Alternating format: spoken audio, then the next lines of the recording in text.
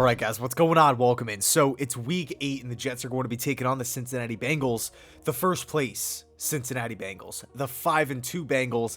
This team is on a roll, and that's actually where I want to start today's video by just congratulating the Bengals fans out there. I mean, it's been years of national criticism of this team. I feel like really every major move that the Bengals have done in the past couple of seasons has just been ridiculed by the masses, right? Whether it's firing Marvin Lewis, hiring Zach Taylor, not firing Zach Taylor this past offseason. I mean, I remember back when this Bengals organization had the first overall pick, there was almost this false narrative created that Joe Burrow didn't want to be in Cincinnati. He should tell the team, I'm not playing for you, essentially pull an Eli Manning. And it's like, it's just one thing after another with this Bengals team, and they keep proving people wrong.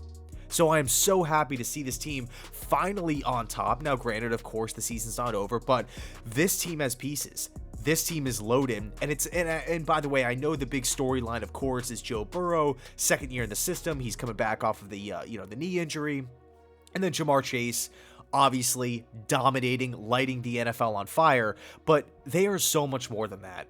The Bengals are so much more than these two players. Yes, two great players that are spearheading the success, but we have to credit Zach Taylor and his offensive system. I mean, that thing is fantastic. They're throwing the ball all over the yard. His play calling has been tremendous. They have so much wide receiver depth. Again, I know Jamar Chase is the headliner, but Tyler Boyd, fantastic option, great wide receiver. T. Higgins, he's going to be there for years on end.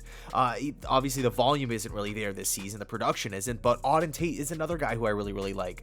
Shout out to Florida State. I mean, this Bengals team is rolling. 3rd in yards per play, 7th in points per game, 5th in red zone scoring percentage. The offense is stacked. Defensively, they're right there with them. They are right there with the offense. They have so much talent. I love what this team did in free agency, specifically adding guys that aren't necessarily top tier at their position, right? They're not a top 5 or top 3 or anything like that, but they are solid players, and they fit the system. Okay, guys like Chidobe Awuzie, Mike Hilton, Trey Hendrickson. By the way, they actually have one of my favorite players in the NFL, and Jesse Bates. I think Bates is pretty underrated. He's a guy who consistently shows up on a week-to-week basis. He was absolutely lights out back at Wake Forest, and of course the Jets didn't need a safety at the time, but so I just never really saw the Jets drafting Jesse Bates, but still one of my favorite players. So bottom line is this Bengals team, they're talented. Everybody's starting to kind of click at the right time, both offensively and defensively. The players fit the system. Everybody really seems bought into what Zach Taylor and this organization is preaching. They have some solid wins this season over teams like the Vikings, the Pittsburgh Steelers, and then the Baltimore Ravens as well. They destroyed Baltimore this past Sunday. So bottom line, the Bengals are a great football team, okay? And it's honestly pretty depressing to transition to the Jets offense, what they can do to have success against this Bengals defense. I'm not going to lie to you. I mean, the Jets are arguably the worst offense in the league, starting a backup quarterback, making his first NFL start. Really, I think the big question here is, can this Jets offense just put out a watchable product? I mean, seriously, that's the level that I'm at. That's where I'm at. I'm just hoping to get through Sunday and not feel sick to my stomach afterwards.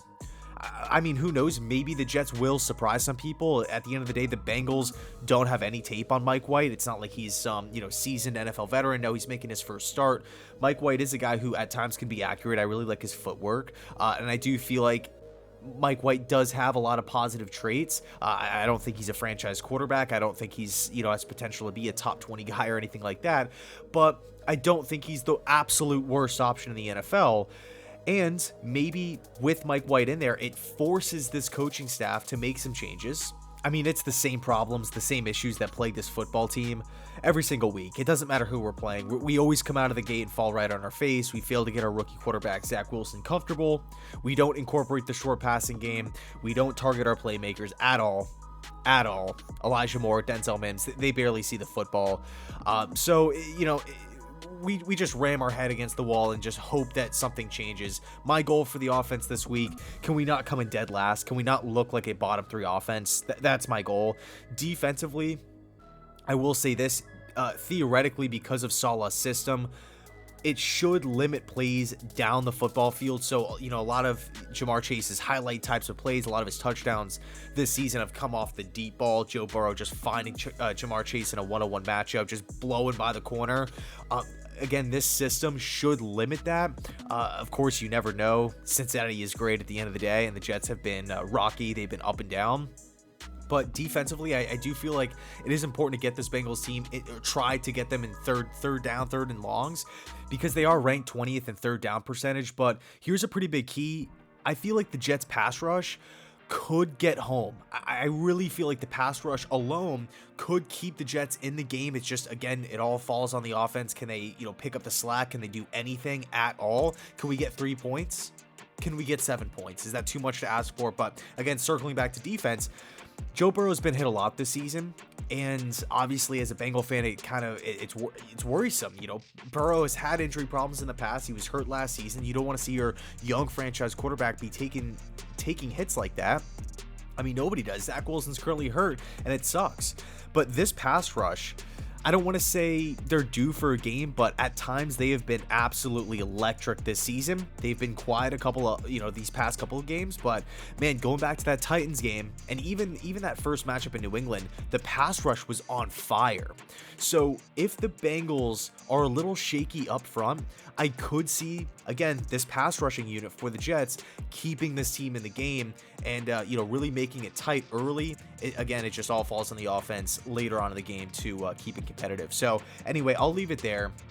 Let me know your thoughts down below in the comment section. What are you expecting from this game? I keep getting a lot of messages like it's just random score. It's like 52-10 Bengals. That's it. No other context. Just the score 48-3 Bengals. So again, just hoping for a watchable product here, specifically on offense. And yeah, that's about it. Actually, on second thought, can the Jets wear their black uniforms? I mean, I feel like we wore the white jerseys every single game. We might have worn the green ones once or twice. We definitely wore them against the Panthers, but I really like the black jerseys. Can we switch it up? I mean, it's Halloween. We're playing against a team that wears orange. I think it'd be pretty cool. Anyway, thanks so much for watching. Let me know your thoughts down below in the comment section. And as always, go Jets.